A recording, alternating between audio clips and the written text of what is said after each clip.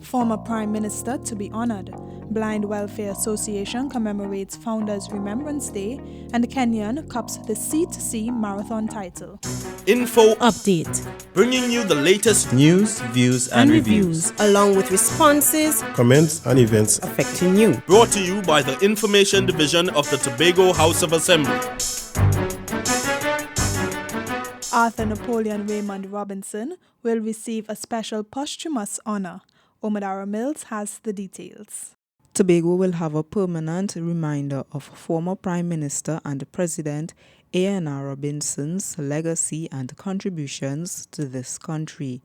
At the last THA plenary session, the Secretary of Health and Social Services, Claudia Groom-Duke, moved a motion to establish a permanent monument in Mr. Robinson's honor.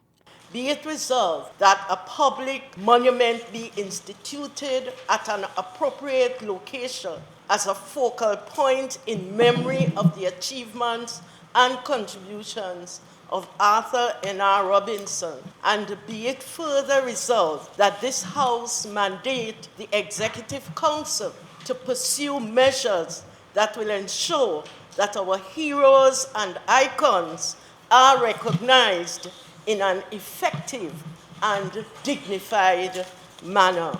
Mrs. Groom-Duke says it's important to remember the island's heroes. This proposal for official memory and remembrance is a monumental effort to continue to honor A.N.R. Robinson and other heroes of this island community for their devotion, dedication, lifetime struggle, and sacrifice, which contribute to make the people of Tobago more liberated and for all of us to enjoy a level of self-determination and autonomy. The motion was passed, which means a monument to honor Mr. Robinson will be established. I'm Omadara Mills for Info Update. The blind and visually impaired recently marked Founders Remembrance Day in Tobago. Caroline Wallace has more. Mr. James Augustus Alves was a pioneer and a leading activist for the blind community.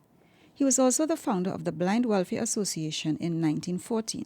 That's why the Tobago chapter of the association hosted a walk to celebrate James's legacy. Chair of the association's Tobago Affairs Committee, Carol Otley, says the group wants to ensure all visually impaired Tobagonians have access to necessary services. Our registration is always ongoing and it would not stop until every blind and visually impaired persons on this island is registered. We want them to become inclusive in every sphere of this society at every level.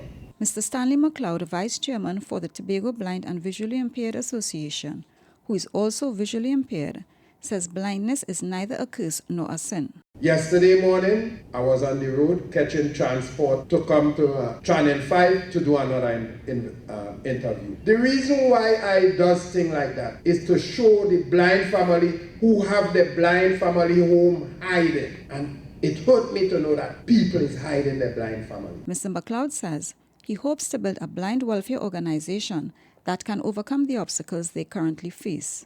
The association was assisted by the Division of Health and Social Services in getting the public to join the walk. I'm Caroline Wallace for Info Update.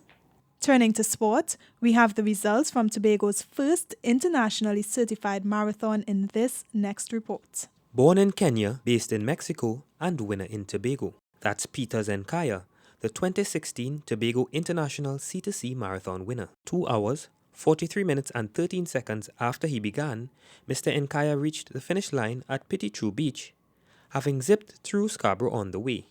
He was a full 3 minutes ahead of second-placed Didimo Sanchez of Venezuela, while Tobago-born Curtis Cox finished third. Tonya Neera was the first female Trinidad and Tobago runner to finish, stopping the clock at 3 hours, 9 minutes and 9 seconds to be 7th overall. But almost 2 minutes earlier, Mary Beasley of the USA took the women's title and first prize. Both Ms. Beasley and Mr. Nkaya took home US $4,000. I'm Kundi Freitas for Info Update. That's it from all of us at the Department of Information. I'm Davia Chambers, and you've been listening to Info Updates.